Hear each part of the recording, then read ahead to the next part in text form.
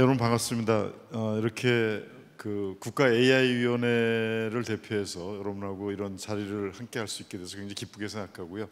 어떻게 보면 굉장히 많이 떨어져 있는 것 같지만 굉장히 가깝게 있는 것이 앞으로 다가올 AI가 아닌가 이렇게 생각을 합니다.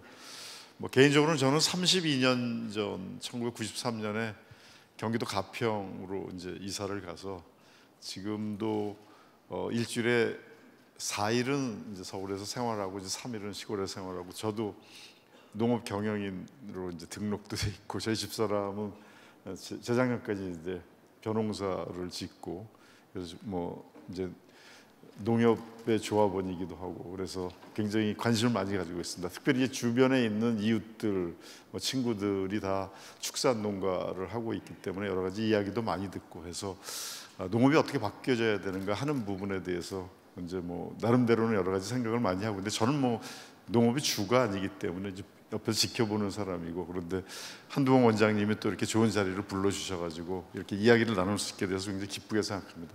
오늘 말씀을 드리려고 하는 것은 농업 그 자체뿐만 아니라 이 AI라고 하는 것이 21세기 우리 인류 문명사를 다 바꿔나가기 때문에 그 중에 하나인 농업도 굉장히 많은 변화를 이제 저희가 기대를 하고 있기 때문에 그런 부분에 대한 얘기를 크게 말씀을 드리려고 합니다. 한 100년마다 기술이 새로 나오면서 세상이 크게 바뀌었습니다. 잘 아시는 대로 18세기 후반에 산업혁명이 일어나면서 우리 인간이 힘으로 하던 모든 일들을 이제 기계가 대체하기 시작을 했고요. 20세기가 들어오면서부터 100년 후 20세기가 들어오면서부터 대량 생산 체제에 의해 가지고 모든 것이 잘게 일을 쪼개 가지고 조립을 해서 우리가 대량 생산, 대량 소비가 가능해졌습니다. 20세기 후반이 되면서 이제 컴퓨터가 등장하게 되고, 컴퓨터의 등장으로 정보 네트워크화가 진행이 되면서 이제는 AI까지 나타나게 되는데, 이것이 세상을 완전히 바꾸고 있습니다. 여기 보시는 그림처럼 이렇게 한 100년마다 크게 바뀌었고요. 사실 요즘도 대학 졸업생들한테 취업률을 많이 따지고 있는데, 이것도 상당히 낙후된 이야기라고 볼 수 있습니다. 이제는 취업이 별로 중요하지 않습니다. 대학 졸업생들 중에서 지금 취업률이 우리나라도 올해 한 70%가 안 되거든요. 왜 취업을 해야 되나? 여기 보면은 밀레의 만종에서 보는 것처럼 우리 인류 역사에 기록된 역사가 10,000년 정도라고 하면 회사 다니면서 먹고 산 거는 한 150년이 채 안 됩니다. 이제는 완전히 달라져갖고 자기 삶을 자기가 스스로 해야 되는 새로운 시대로 바뀌었는데도 불구하고 아직도 회사에 취직해서 먹고 사는 걸 가지고서만 생각을 하고 있는 것은 어떻게 보면 시대착오적이라고 볼 수 있고요. 유일하게 그런 것은 20세기가 이렇게 대량 생산 체제 때문에 회사 가서 일하게 만들었고, 거기서 임금을 받고 가족을 영위하게 하는 그런 생활로 바뀐 것은 한 100년 정도밖에 안 되고요. 노동조합도 그렇고 모든 시스템들이 20세기에 만들어진 것인데, 이제는 21세기는 전혀 다른 세계가 펼쳐지는데 아직도 우리는 20세기를 우리의 모든 모델이라고 생각하고 있는 것 같다고 생각합니다. 싱귤러리티 얘기가 나오는데, 이게 20년 전에 레이 커즈와이라는 사람이 2005년에 책을 폈습니다. 그게 뭐냐면, 저 초록색처럼 인류의 역사에서 지성이 끊임없이 발전하는데 20세기 후반에 컴퓨터나 이런 기계 지성이 같이 들어오게 되면 어느 순간 우리는 상상할 수 없을 정도의 초인간이 된다, 초지성이 된다라고 예측을 했습니다. 그게 언제냐면은 이 사람이 20년 전에 예측할 때는 2045년이었습니다.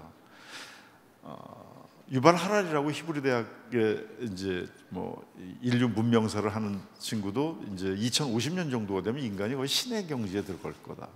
상상할 수 없는 일들. 지금 우리가 휴대폰으로 우리의 삶이 한 10%가 우리를 지배한다고 하는데, 이러한 것들이 50%가 우리를 지배하게 되면 우리 인류가 7만 년 전에 사라진 네안데르탈인하고 현재 인류의 차이보다 지금 인류하고 싱귤러리티, 특이점이 나타날 때 인류의 차이가 더 크게 나타난다.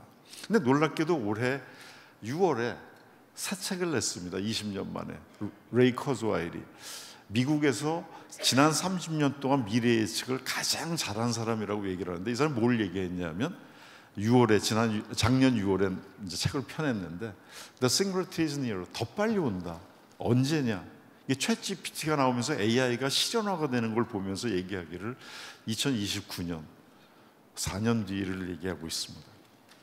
실제로 어떻게 그런 건가 한번 보겠습니다. 지금 굉장히 복잡하고 불확실하고 이런 세상을 이제 살고 있는데 왜 이런가? 이런 세상이 왜 벌어지는가?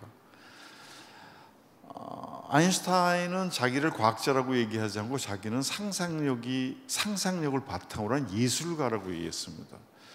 여러분들 20세기에는 제가 아까 말씀드렸지만은 일을 잘게 쪼개가지고 전문 분야를 가지고서 했기 때문에 대학에서도 전공만 하면은 30년 먹고 살았습니다. 30년 먹고 살아서 30세부터 60세까지, 그럼 60세가 되면 정년 퇴직을 해서 10년 안에 대부분 다 돌아가셨습니다. 근데 그런 패턴, 라이프 패턴이 완전히 21세기에는 바뀌어지게 되는 거거든요. 그러면 열심히 기억을 하고 암기를 해서 머릿속에 넣는 그러한 일들은 사실은 21세기에는 별로 중요하지 않습니다. 작년도 수능 시험에서 챗 GPT가 하나 틀린 거 아십니까? 국어 문제. 올해는 아마 다 맞출 겁니다. 앞으로는 챗 GPT가 수능 시험 낼 겁니다. 수능이 계속 갈 것인가? 사실은 무의미한 걸지도 모릅니다. 그 경제 시스템, 마켓, 시장도 바뀌어져 갔고요. 옛날에는 20세기에 제일 성공한 기업들이 어디입니까? 뭐 GM, 포드, 자동차 회사들이지 않습니까? 잘게 일을 쪼개가지고 효율성을 가지고서 조립을 해갖고 생산성에 뛰어났는데 지금 보게 되면 영화도 전부 다 넷플릭스에서 하고 영화관 잘 안 갑니다. 넷플릭스는 전 세계를 한 달에 그 20불짜리의 그 가입료를 내게 되면 수억 명이 거기에 가입을 해서 영화를 보게 됩니다. 매달 돈을 걷어들입니다. 여러분 잘 아시는 것처럼 세계의 유명한 제약회사들은 절대로 완치약을 만들지 않습니다. 뭘 만드냐면 매일 먹는 당뇨병약, 매일 먹는 고지혈증약, 매일 먹는 고혈압약을 만들어서 하루에 100원씩만 받아도 10억 명이 먹게 되면 하루에 1000억씩 걷어들이는 그런 것을 만들지, 그게 바로 서브스크립션 비즈니스로 다 바뀌고 있습니다. 여러분 모든 걸 보시게 되면 점점 매달 20불씩 내는 데에 돈을 지불하는 것들이 늘어나는 걸 알게 될 겁니다. 또 다른 하나는 플랫폼 비즈니스입니다. 모든 것을 네트워크로 연결하고 플랫폼을 가지게 되면 잘 아시는 것처럼 책 팔던 아마존이 이제는 미국의 유통시장을 다 석권했고 이제는 컴퓨터 시스템의 클라우드라든가 이런 모든 컴퓨팅 시스템을 다 독점하고 있습니다. 그러니까 쿠팡이 그렇게 적자가 나더라도 손정희 씨가 1조 원씩 투자를 하는 거는 한 번 독점이 돼서 위너 테이크스 올, 승자 독식이 되게 되면 그걸로 다 따라가기 때문에 그런 겁니다. 우버가 우리나라에서는 안 되고 있지만 전 세계에서 지금 석권을 하고 있는데 우버는 정말 봉이김선달입니다. 자동차 한 대도 갖고 있지 않고요. 회사에 기사 한 명도 고용하고 있지만 연결만 시켜주고 돈을 버는데 어느 정도인지 아십니까? 이건 뭐 한 8년 만에 14,000배가 늘어났고 현재 보게 되면요 20세기 최고의 기업이라고 하는 GM, 포드, 크라이슬러 3개 회사의 기업 가치를 합친 것보다 아무것도 없는 우버가 기업 가치가 더 높습니다. 이제는 상상력을 가지고서 비즈니스를 해야 되는 시대로 바뀐 겁니다. 뭘 만드는 시대가 아니라는 거죠. 어떤 면에서 보면 농업도 그런 면에서 고민을 해야 된다라고 생각을 하고 있고요. 여러분도 저게 엠파이어 스테이트 빌딩 세계에서 최고로 20세 1936년에 만들어졌습니다. 대량 생산 체제가 되니까 대도시에 몰려서 살게 됐고 저렇게 최고층 빌딩, 바로 옆에도 우리가 이제 뭐 최고층의 롯데 월 타워가 있습니다만 저게 얼마 만에 만들어졌는지 아십니까? 1936년에 만들 때 건설 기간 20세기의 최고의 빌딩이라고 얘기하는 저 빌딩이 1년 45일 만에 만들어졌습니다. 왜? 잘게 조립해서 분해된 것을 그 앞에다가 뉴욕시에서 철도까지 놔줘서 조립을 해갖고 만든 것입니다. 저러다 보니까 모든 사람들이 뉴욕에 모여가지고 거기서 공장도 하고 디자인도 하고 모든 걸 해서 저기서 주상복합처럼 이렇게 살고 있었는데 이것이 획기적으로 바뀌게 될 겁니다. 도요다가 우븐시티를 얘기하는데 이제는 온라인으로 그 다음에 원격으로 원격 진료, 원격 의료, 원격 교육 이런 것이 모든 것이 되게 된다라고 하면 왜 굳이 저렇게 복잡하게 교통도 복잡하고 살기 힘든 공해 많은 대도시에 사는가? 지금 실리콘밸리는 살기가 너무 비싸고 주거비도 비싸고 그렇기 때문에 요즘은 실리콘밸리에 취업한 사람들이 돌아오지 않고 있습니다. 이제 농촌이나 자연이 좋은 곳에서부터 모든 것을 할 수 있기 때문에, 제가 32년 전에 시골에 들어가서 거기서 이제 고려대학교를 출퇴근을 하면서 한 이유 중에 하나도 일주일에 한 3, 4일 정도만 학교에 나가고 나머지는 그 당시는 뭐 모뎀부터 시작해갖고 좀 인터넷으로 전 세계랑 일을 할 수 있기 때문에 굳이 학교에 가서만 일을 하는 것이 아니다. 자, 그렇기 때문에 농촌의 가능성은 어떤 면에서는 굉장히 많이 열려 있고, 어떻게 하면 사람들에게 아주 스마트 시티를 만들어서 효율적으로 끌어들일 수 있는, 그렇기 때문에 도요다가 후지산 밑에다가 3만 명이 사는 스마트 시티를 지금 디자인해서 준비를 하고 있습니다.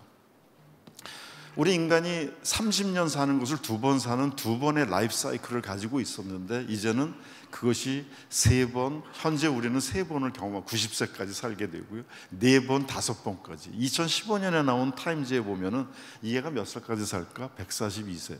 그럼 30년을 따지면 5번의 라이프 사이클을 살아야 됩니다. 그러면은 대학에서 전공한 걸 가지고서 30년 먹고 살고 그 다음에 무엇을 해야 되는가에 대한 고민을 하나도 하지 않고 살고 있는 거죠. 더 놀랍게도 우리나라가 2017년에 WHO하고 임페리얼 칼리지 런던이라고 최고의 의료 의과대학을 가지고 있는 데서 조사한 결과에 의하면 전 세계에서 2030년에 평균 수명 1위 국가가 한국입니다. 굉장히 밸런스된 걸 먹고 있고, 제가 농담으로 얘기하는데 아침 TV 틀면 50%가 다 건강 얘기하고 있고요, 운동시키고 우리처럼 의료 시스템이 잘 돼 있고 한 대가 없기 때문에 이렇게 얘기를 하는 것 같습니다. AI가 되면서 모든 게 다 바뀌어집니다. 교육, 법률, 의료, 농업 모든 것이 다 바뀌게 되는데, 예를 들면 디지털 혁명이 일어나면서 아주 빠르게 저 파란색으로 되어 있는 것이 반도체 가격, 컴퓨터 가격이 저렇게 급속하게 떨어지는데, 반면에 빨간색은 일자리가 줄어드는 겁니다. 그렇게 되니까 보라색으로 된 것처럼 인이퀄리티, 불평등은 계속 심화가 됩니다. 빨리 디지털 사회로 들어가느냐 아니냐, 이것은 마찬가지로 20세기도 그렇습니다. 대량 생산체로 들어가느냐 안 들어가느냐에 따라 갖고 엄청난 빈부격차가 20세기 초에도 나타나갖고 1929년에 대공황도 나타나고 실업이 막 나타났는데 그걸 국가가 제대로 대응을 못했던 거죠. 그래서 심지어 1940년대는 어느 정도였냐면, 미국에서는 100만 불까지는 괜찮아 100만 불 이상 버는 것에 대해서는 세금을 94%까지 매긴 적도 있습니다. 소득 격차가 너무 심각해져서 지금도 마찬가지로 이런 변화들이 막 일어나고 있습니다. 대학도 강의가 아니라 이제는 토론, 프로젝트식으로 다 바뀌고 있고요. 이거는 호주가 제일 먼저 앞서서 이렇게 하는데, 호주는 그 경제 산업에서 1차 산업이 철강석이나 이런 걸 파는 것이 제1위의 경제력이고 제2위가 교육산업입니다. 외국에서 유학생들이 많이 오는데 거기는 칠판이나 이런 것이 하나도 없고 전부 다 이렇게 프로젝트 형식으로 다 바뀌고 있습니다. 의료, 청진기 사라지고요. 지금 대학병원에서 최고의 의사들이 영상의학과에 계시는 분들인데, 영상의학과는 한 10년 뒤가 되면 전부 다 IBM 왓슨이나 이런 것들에 의해서 분석이 달라질 겁니다. 왜냐하면 지금 눈으로 보고 있는데 CT라든가 MRI에서 분석된 영상제도를 눈으로 보는데, 이제 디지털로 다 바뀌게 되면 4, 50만 가지의 암, 전 세계 암에 대한 걸 디지털로 분석을 하기 때문에 이제는 완전히 다른 의료로 바뀌어지게 된다. 심지어 어느 정도냐면 장기도 프린팅하게 되고, 여러분 잘 아시는 크리스퍼 가위라는 게 나와서 DNA도 이제 칼로 가위로 잘라가지고 다 변형을 시키고 하고 있기 때문에 우리가 140살 사는 거, 150살 사는 것이 불가능한 일은 아니라고 볼 수 있습니다. 지금도 이제 대형 로펌 10군데에서는 우리 전체적으로는 잘 이거를 대한변호사협회에서는 절대적으로 막고 있는데, 우리나라의 수십만 건의 판례들을 전부 다 AI가 학습을 해갖고 하게 되면 초임 변호사들이 로펌에 가서 밤 10시, 12시까지 분석을 하고 판례 분석을 하는 것을 얘네들은 3분, 5분이면 다 해줍니다. 그렇기 때문에 기초 자료를 인간이 할 필요가 없는 시대로 점점 가고 있는데, 아직도 우리는 이 일을 하고 있는 거죠. 어느 면에서 보면 노동 분야에서도 저도 계속 마지막에 이제 결론에서 그런 말씀 드리려고 하는데, 우리가 굉장히 힘들어하고 진짜 뼈 빠지는 그런 고통 속에 있는데, AI가 특히 올해 CES에서 엔비디아의 뭐 젠슨 황이 그런 얘기를 했는데 피지컬 AI라는 걸 얘기를 했는데, 로봇이 등장을 해서 지능하고 기계하고가 같이 합쳐지게 되면 우리가 굳이 땀을 흘려서 노동을 하지 않고도 농업 생산성을 높일 수 있는 것들이 엄청나게 늘어나는 것이 되고, 농기계라든가 농업 로봇 같은 것들의 그 산업의 가능성들은 무궁무진하게 지금 일어나고 있기 때문에, 그 이유 중에 하나는 농촌 인구가 줄고 있어서 그 나이 드신 노인들이 일을 할 수가 없고 젊은이들은 안 가고, 이전 젊은이들도 스마트팜이나 굉장히 새로운 형식으로 어프로치를 하게 되면 노동을 해서 농업을 하는 것이 아니라 머리를 써서 농업을 하는 식으로 바뀌게 될 거기 때문에, 이것은 무궁무진한 가능성이 있는 새로운 분야라고 볼 수 있습니다. 이제 인간하고 머신이 인터페이스, 공존을 하는 시대로 갔습니다. 우리가 굳이 AI를 두려워하는 사람들도 많지만 AI는 우리한테 하인입니다. 시키는 일을 하는 겁니다. 제가 이런 비유를 드리는데, 맨 처음에 자동차가 등장했을 때 사람들은 흉기라고 생각했습니다. 아니, 말보다도 더 빠른 애가 봐서 우리를 다치게 하면 얼마나 이게 무서운가. 그렇지만 어떻게 바뀌었냐 하면 우리가 자동차를 개발을 할 때 엔진이나 엑셀레이터도 계속 개발해서 빨리 달리게도 하지만, 더 중요하게 개발한 것은 브레이크 시스템입니다. 브레이크를 가지고 서게도 할 수 있지만 천천히 달리게도 하고, 이것을 조절할 수 있는 가능성이 있고요. 또 교통 시스템을 만들어서 어느 때는 가지 못하고 어느 때는 가게 하는 약속을 다 만들어준 것처럼 AI가 그러한 일들을 하게 할 수 있다라는 겁니다. 코인텔리전스, 인간과 AI가 같이 공진화를 한다. 유발 하라리도 이런 면에서는 인간의 의미가 뭔지, 보다 더 자연과 친화적인 인간으로 바뀌게 되는 것이 아닌지, 이제 21세기의 인간의 모습, 삶의 모습도 굉장히 바뀌게 될 거다라고 얘기를 했습니다. 하지만 인공지능은 현재 지금 한 5단계로 본다면 1단계에 불과합니다. 미국에서 자동차가요 1920년에 한 100만 대가 미국에 있었습니다. 그런데 9년 뒤인 2029년에 2,900만 대, 거의 30배가 늘어났습니다. 왜냐하면 좋거든요, 멋있거든요. 그런데 맨 처음에는 그 길도 잘 안 닦여 있고 하기 때문에 농장주들이 자동차를 사놓고 쓸 데가 없었습니다. 갈 데가 없어요. 길이 엉망이니까. 그래서 이렇게 재미있는 그림을 제가 챗GPT를 이용해서 그려봤는데, 무슨 얘기가 있었냐면, 뒷바퀴에다 벨트를 감아가지고 뒷바퀴를 막 돌려가지고 전기를 생산했다고 합니다, 농장에서. 지금 우리가 챗GPT를 쓰는 것은 거의 그 정도 수준밖에 안 되는 겁니다. 이 챗GPT나 AI를 앞으로 활용하게 되면 상상할 수 없는 일들을 우리가 인간의 노력이나 노동을 들이지 않고도 할 수 있는 일이 벌어진다는 거죠. 제가 최근에 읽은 책이 AI 신세, AI가 새로운 인류를 만들어 나간다라고는 일본에서 나온 책인데, 거기에서 그걸 보고서 일본도 똑같이 농업에 대한 문제가 상당히 많은 부분이 나와 있어 재밌게 보고서 이제 참조를 했습니다. 농업 인구의 변화를 보게 되면 우리하고 굉장히 유사한 걸 볼 수 있습니다. 2005년에 벌써 20년 전에 일본의 노동 인구가 335만 명, 우리도 2005년에 340 비슷한 숫자였습니다. 65세 고령자 비율이 그 당시에 일본은 57%였습니다. 그런데 2020년에는 이미 70% 늘어났고요. 우리는 29%였는데 지금 53% 늘어났습니다. 제가 지난 가을에 일본의 아오모리를 잠깐 들렀었는데, 아오모리에 가봤더니 사과 재배를 엄청나게 많이 했는데, 아직도 뭐 사과 나무들이 많습니다만 그 큰 농장들이 거의 무슨 좀비 영화를 보는 것처럼 텅텅 비어 있습니다. 아무도 돌아오지 않습니다.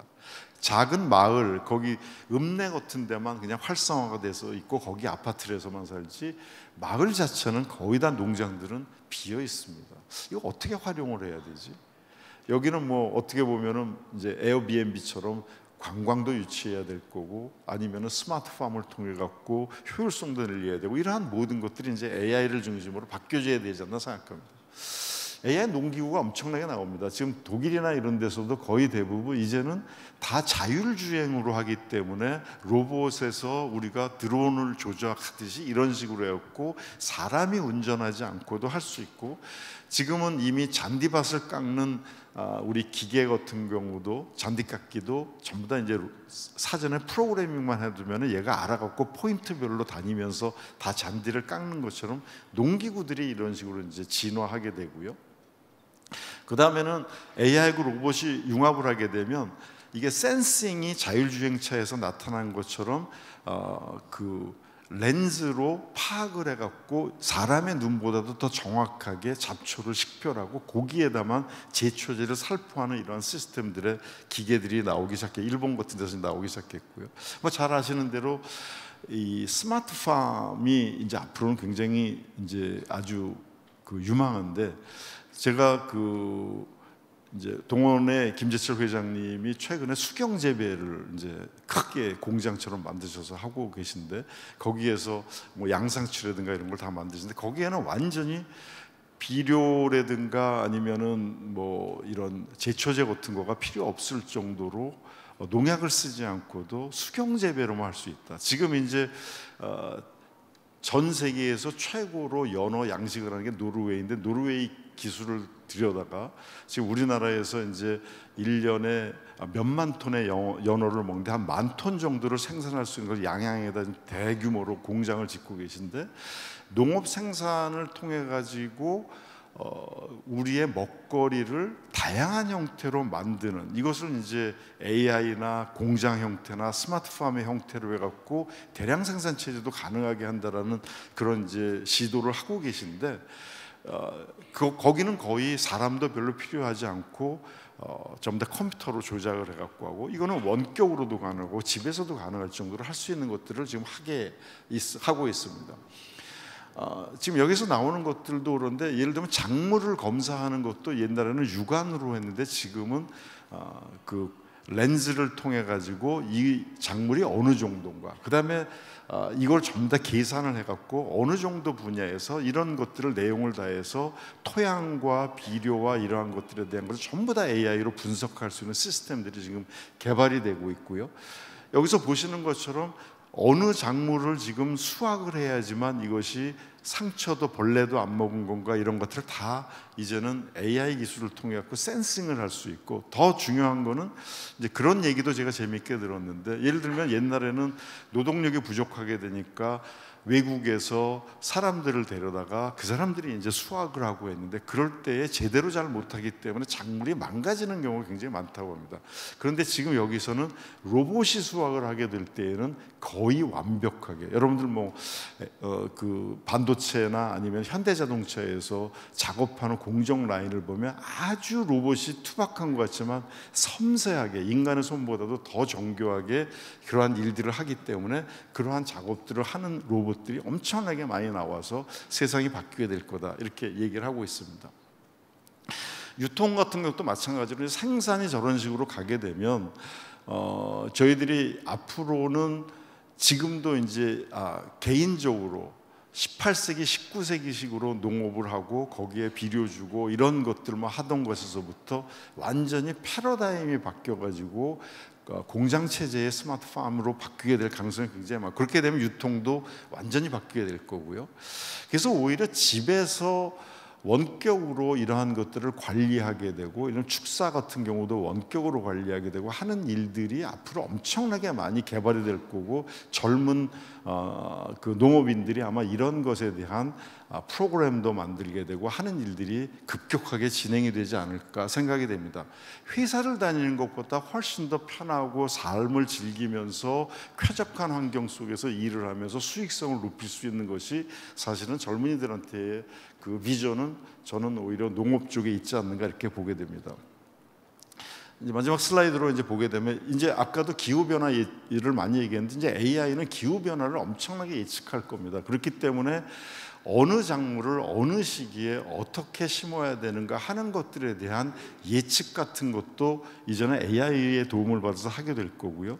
재배 프로세스에 대한 것도 언제 파종을 하고, 제초는 언제 해야 되고, 비료는 어떻게 하고, 수확은 어느 시기에 하는 것이 가장 좋은 것도, 지금은 우리가 항상 제일 많이 그 농업 생산물에서 문제가 되는 것이 수요 공급이 맞지 않기 때문에 가격이 폭등하고 폭락하고 하는데, 이런 것을 소위 균질화할 수 있다. 예를 든다면, 왜 여러분들 비행기에서 성수기 요금이 다르고 비수기 요금이 다르냐 하면, 몰릴 때랑 안 몰릴 때를 어떻게 균형을 맞추는가 하는 건데, 지금 이제 AI를 이용하게 되면 우리 농업인들이 언제 생산을 하고 어느 때 출하를 하고 어떻게 저장을 하고 하는 이런 모든 시스템들이 완전히 달라지게 될 거고요. 제가 SK의 지주회사인 SK잉크의 이제 이사회 의장을 지금 이제 6년 정도 했습니다만, 거기에서도 투자를 한 것 중에 하나가 사실은 유통이나 창고에 관계되는 건데, 예를 들어서 일찍 그 냉장 창고에 대한 것을 미국에서 이제 아주 굉장히 낮은 그 이제 급속 냉각을 해갖고 할 수 있는 그런 것을 했는데, 그게 마침 이제 코로나 사태가 터지면서 우리 백신을 거기다가 저장할 수 있게 해가지고 굉장히 큰 이제 효과를 봤던 기억이 있는데, 그러한 것들, 예를 들면은 일본에서 많이 하고 있는 것이 꽃 같은 경우도 재배를 한 다음에 어떻게 포장을 하고 어떻게 관리를 하게 되면 이것이 이제 카네이션이 있는 5월 달이 아니라 얼마나 오랫동안 이걸 지속하게 할 것인가, 이런 기술들을 계속해서 AI를 통해서 이제 만들게 되고요. 더 나아가서는 수요 공급이 이거를 예측을 한다든가 작물의 유통도 효율화를 할 수 있는 그런 것들이 전부 다 AI의 도움을 통해서 하기 때문에, 여러분들이 이제 힘들게 농업은 노동이다라는 개념을 바꾸고, 농업은 상상력이고 창의적이고 우리가 자연하고 친화적이면서 가족을 다시 되돌아가고 우리가 자연으로 돌아가는 이런 삶이다라는 패러다임 전환을 어떤 문화나 인식에서도 완전히 바뀌게 될 때에, 인구가 줄어들게 되고 고령화가 된다고 하더라도 전혀 새로운 차원에서 이제 새롭게 시작할 수 있는 가능성이 열리기 때문에, 뭐 제가 전문가도 아니고 그다음에 농업을 주업으로 하는 사람도 아니지만은 AI의 차원에서 가능성이 있다는 걸 보여드리고, 이렇게 될 때에는 21세기는 전혀 다른 세상이 된다는 것을 말씀드리기 위해서 여러분들한테 말씀을 드렸습니다. 다시 한번 오늘 이런 귀한 자리를 마련해 주신 한두봉 원장님, 그리고 또 여러 관계자들, 또 농정을 이끌고 계시는 정책 지도자 여러분들께 감사의 말씀을 드리면서요, 농업은 식량 안보이기도 하고 총체적인 안보의 핵심적인 것이 되기 때문에 앞으로 우리 인류가 정말 안전하고 그다음 넉넉한 먹거리를 위해서 최선을 다해 주시길 부탁드리면서 기조 강연을 마치도록 하겠습니다. 고맙습니다.